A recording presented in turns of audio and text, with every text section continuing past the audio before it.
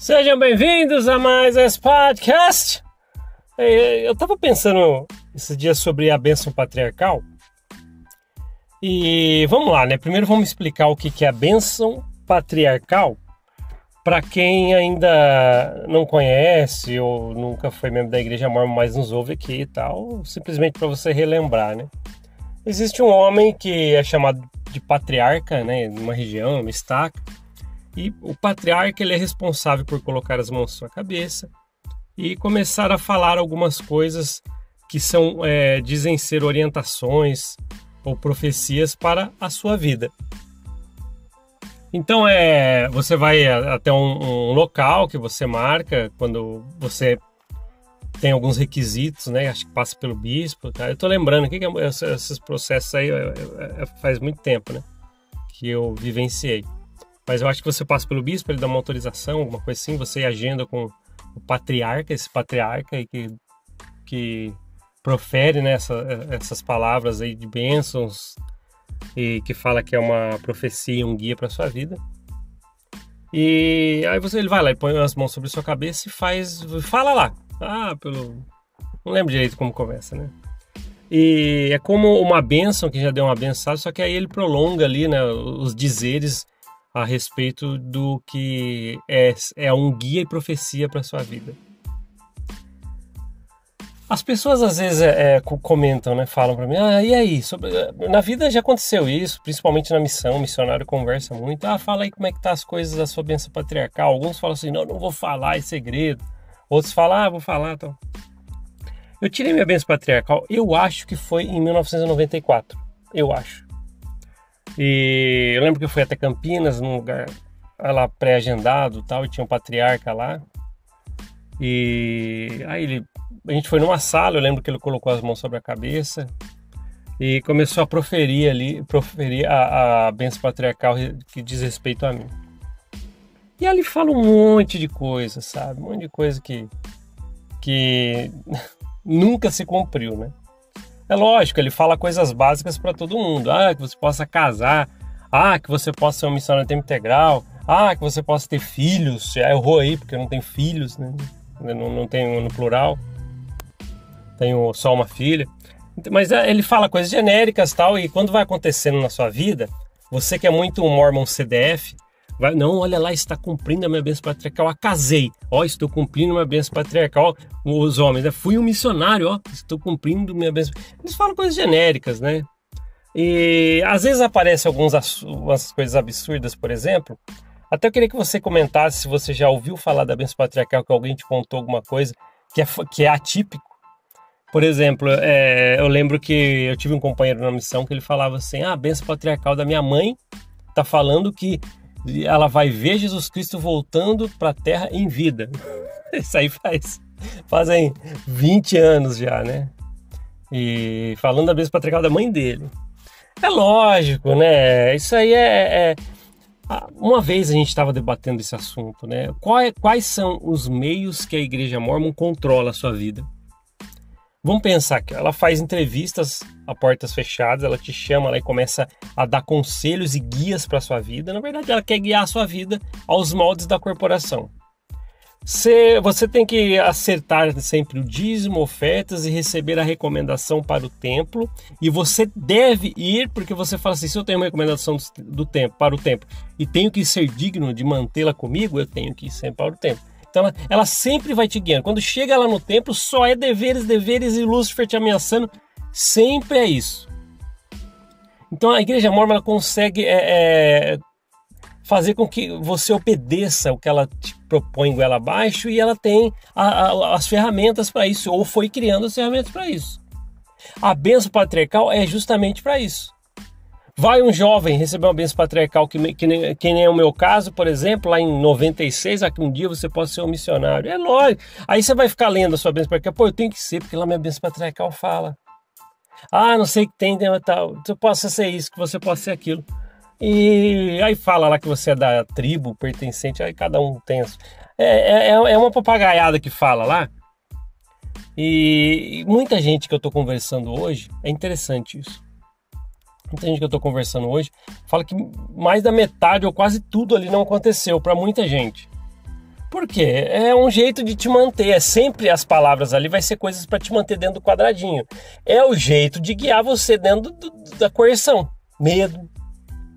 Né? Você fala, porque você acaba tendo aquele papelzinho, né? Tem gente que pega essas palavras, né, escritas dessa bênção patriarcal, imprime, deixa o papel menorzinho para andar na carteira, onde eu tiver, às vezes esperando alguém, em algum lugar eu vou ficar lendo, vou sempre ler, reler. Aí você acaba induzido a sempre a fazer aquelas coisas. Então a igreja tem, sim, maneiras que ela guia a sua vida. E a sua vida está sim na mão da corporação. Muita gente fala assim, não, lá dentro da igreja nós temos o livre-arbítrio e somos livres. Para ser sincero, o que você menos tem dentro da igreja é livre-arbítrio, muito menos você é livre. A ponto de um garoto chegar na escola e falar assim, vou brincar na casa do meu amiguinho da escola, ele não é membro da igreja, é melhor não ir, cuidado, ele não tem os mesmos padrões que você. Caramba! Então é isso, a igreja mórmon quer que você seja criado como um soldado, isso aí. Igual a gente falou no último episódio, né? A gente falou um pouquinho sobre a guerra entre a Rússia e a Ucrânia, tal, que o Putin ele está convocando os russos, tal, e muitos não estão querendo ir, alguns seguem, mas muitos não querem nem saber dessa guerra, mesmo sendo da Rússia e tal. É uma coisa complicada, porque a gente comparou isso com a igreja, e é assim mesmo. Quem que são os ditadores que querem que você se aliste para poder cumprir as coisas, os seus objetivos? A igreja mórmon é dessa forma. Entende? Aí chega lá o ditador e fala assim, agora todo mundo usa a hashtag tal. Puta, marketing massa. Agora chega lá o ditador, agora vocês têm que pegar um cartãozinho da amizade e dar para todo mundo. Marketing e entrega de santinhos da igreja, das propagandas grátis. E isso acontece muito, isso é uma maneira que a igreja tem de controlar, e ela tem várias maneiras de controlar a sua vida, e a bênção patriarcal é uma. E é isso. Eu sei que tem muita gente aqui que às vezes até saiu da igreja, mas lembra muito da sua bênção patriarcal. E isso é sinônimo de muito medo, você fica andando pisando em ovos, às vezes você quer ter algum plano diferente. Olha só, isso eu preciso que vocês prestem atenção a respeito de bênção patriarcal. Eu conheci uma pessoa que ela falou, ela tinha oportunidade de estudar fora e viver uma vida assim, de aprendizado e crescer profissionalmente. Mas na bênção patriarcal dela, estava que ela deveria ajudar os seus líderes locais durante a vida, tal, e ele entendeu aquilo que ele nunca deveria sair da região dele.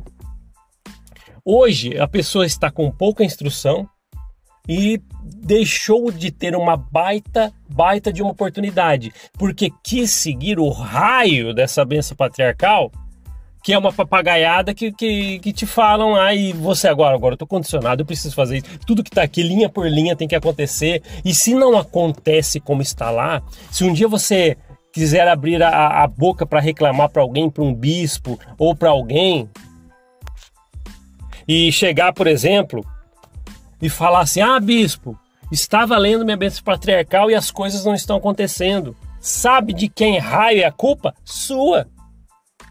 Sempre a culpa é sua, de qualquer coisa. Se deu certo, é a ajuda da igreja. Se deu errado, a culpa é totalmente sua, mesmo que você cumpriu as regras da igreja que ela pediu para aquela coisa acontecer. Então você sempre, a corda sempre estoura para o lado mais fraco, não vai ser para a alta cúpula da igreja. O profeta e os apóstolos estão dormindo em penas de ganso, enquanto a gente está vivendo todo esse momento no mundo difícil, crise financeira, guerra. Eles estão totalmente tranquilos com as vidas deles. E simplesmente eles podem a qualquer momento ir lá numa liarrona ou fazer uma transmissão e falar, façam isso, para manter o marketing girando, para manter a roda girando, para ter serviço gratuito. E eles estão dormindo em pena de ganso e você às vezes acordando 5 da manhã para ir trabalhar, para o tempinho que você tiver e fazer visita, limpar a capela, fazer ir para as atividades, suas responsabilidades, dar aula na igreja, preparar e tem que fazer isso, para manter a roda girando. Isso é mais sério do que a gente pensa. Eu já falei isso aqui e repito. Se você está dentro da igreja, cumprindo tudo que a igreja pede, e você tropeça na rua numa pedra, esse tropeço seu foi uma provação. Ele é um homem fiel, tal, mas foi uma provação. Se você saiu da igreja, não faz mais sentido para mim, aprendi muita coisa, aqui não é mais um bom lugar para mim, você sai e tropeça na mesma pedra, o discurso já muda. É castigo porque você deixou de frequentar a igreja ou cumprir as coisas. Você sempre é o culpado de alguma coisa. Não tem jeito. É aquele ditado, né, que tem muitas imagens na internet, né? Vão falar de você de qualquer forma, então vai e faça. Eles vão falar sobre você, às vezes muito mal, de qualquer maneira. Por isso que a gente tem que se agarrar às nossas percepções, aos nossos objetivos. Não porque alguém está pedindo, ou porque alguém chamou você numa sala, colocou as mãos na sua cabeça e começou a proferir uma bênção patriarcal, que aquilo agora é uma profecia para sua vida e você está preso ali. Você tem que fazer. E é isso. Eu lembro, não sei se é assim ainda, né? Acho que mudou. Nem existe mais a fita cassete, né? E eu lembro que quando o patriarca proferia a bênção patriarcal enquanto estava com as mãos na sua cabeça e tal. E ele deixava gravando, porque aquilo lá ia ser transcrito no papel e entregue para você depois. Por isso que todo mundo tem uma bênção patriarcal escrita. Hoje eu não sei, acho que mudou, lógico. Mas é isso. Eles colocam um cabresto na sua vida e falam assim, o que a gente falar aqui, se ele for fiel mesmo, vai ter que seguir. Acabou. E é isso. Aí tem uma diretiva, vamos imaginar, né, que tem uma diretiva, todos os rapazes aqui, você vai falar que ele vai ser um missionário tempo integral. Aí a pessoa vai se esforçar para que ele seja um missionário tempo integral. E mesmo que apareça, por exemplo, oportunidade de estudo, ou os pais não são da igreja, ele vai contra, ele vai querer fazer o que está ali. Como esse caso que eu falei para vocês, de alguém que queria seguir tão à risca a bênção patriarcal e perder uma oportunidade de estudar no exterior e ter uma vida profissional meio melhor do que ele tem, por exemplo, hoje, quis seguir o que estava descrito em sua bênção patriarcal. É isso. Eu acho que a igreja ela tem várias ferramentas para te segurar. É manual, ela tem os líderes que ficam no seu pé. Olha, tá chegando o final do ano, vai ter o acerto anual do dízimo, você já fica super apreensivo, não, tem que estar tudo certinho. Não é uma empresa. Esses dias a gente estava falando, né, com os amigos que esse acerto anual do dízimo, mas a igreja não é uma empresa, mas ela te chama nesse tal desse acerto anual do dízimo, e se você estiver devendo, eles falam para você, sabia? Olha, os meses que você deixou de pagar, faz uma meta que você tem que pagar. Se não dá a recomendaçãozinha aqui, e bênçãos, tchau, tchau, e é isso, e você vive dessa forma, na mãozinha deles. Será que tá certo isso? Que vida, né? Que vida livre, que livre-arbítrio que você tem lá dentro, hein? Que você é coagido a cada momento. É complicado, porque depois que as pessoas passam tudo isso, e às vezes dá uma luzinha e fala, agora eu vou sair e tal, não faz mais sentido estar aqui. Você vê que as pessoas carregam muitos problemas emocionais, e vem dessas coisas aí. Vem de uma corporação que fazia, né, de tudo para que você estivesse lá dentro cumprindo o protocolo. E às vezes não é nem o plano que você tinha. Quantas vezes deve ter acontecido, né, eu já vi isso, famílias mudarem o plano das suas vidas para poder encaixar dentro de uma corporação. Recebi uma oportunidade de trabalho para ser melhor para minha família não sei aonde. Mas lá não tem igreja. A pessoa desiste. Eu preciso trabalhar alguns domingos para elaborar alguns projetos no meu trabalho e vai ser importante para minha carreira. Mas é aos domingos? Não, então deixa. Se for mandado embora ou dispensado, não tem problema. E daí, né? E daí? É melhor fazer todas essas coisas. Eu lembro de um homem que ele teve uma coragem. Ele estava passando algumas necessidades financeiras há muito tempo atrás, tá? E ele falou, preciso vender cachorro-quente. É uma maneira que ele tinha para levantar dinheiro, aluguel atrasado, essas coisas aí do dia a dia, né?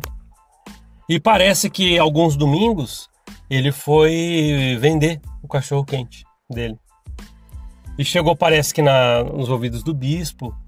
E a história que chegou até mim é que o bispo foi até ele e falou assim: ô irmão, você tá deixando triste Jesus Cristo porque você tá trabalhando aos domingos. Aí ele falou assim: será que a igreja vai pagar o meu aluguel? O bispo não falou nada depois daí e o homem continuou trabalhando. Teve coragem. Teve um outro caso parecido também que uma outra pessoa deu alguma resposta também sobre assim, parece que o líder cobrou, pessoa que eu conheço, cobrou, e você trabalhando aos domingos, não é o que o Salvador quer, ou Jesus Cristo, e parece que a pessoa falou assim, então Jesus Cristo vai pagar meu aluguel? Parece uma coisa dura, né, para quem tá na igreja ouvir isso aí, não, Jesus Cristo pode tudo. Então, ele estava se esforçando para poder sustentar a sua família. Que seja vendendo cachorro-quente no domingo. Ah, mas a regra da igreja não pode. Eu tenho um companheiro da missão que está pesaroso até hoje, porque nós, num domingo, passando fome, a gente foi comprar uma bolacha no domingo, que não pode comprar. Na igreja mórmon, no domingo, pode comprar. Às vezes dá alguma coisa errada na vida desse que foi companheiro meu na missão, ele fala assim, pô, será que foi porque aquele dia a gente comprou uma bolacha num domingo? Olha onde vai a cabeça, você fica preso nessas coisinhas e ritos estúpidos que às vezes atrapalha tantos âmbitos da sua vida por causa dessas coisas que vão acontecendo. E se ele chegar para um bispo e falar assim, bispo, eu acho que eu estava na missão e uma vez eu comprei no domingo porque estava com fome, as coisas estão acontecendo errado para mim, talvez por causa disso. Sabe o que o bispo vai falar? Talvez seja mesmo por isso, que você devia ter cumprido a regra. Acaba ainda. A gente falou esses dias aqui que tem muitos líderes dentro da igreja que não entendem nada de emocional, não sabe nada de autoestima, essas coisas, para poder ajudar o mínimo que seja alguém. Às vezes sai de lá pior. Lembra da famosa história que eu conto desde os primeiros podcasts? Uma mulher com muitos indícios de depressão foi até o bispo. O bispo percebeu isso nela.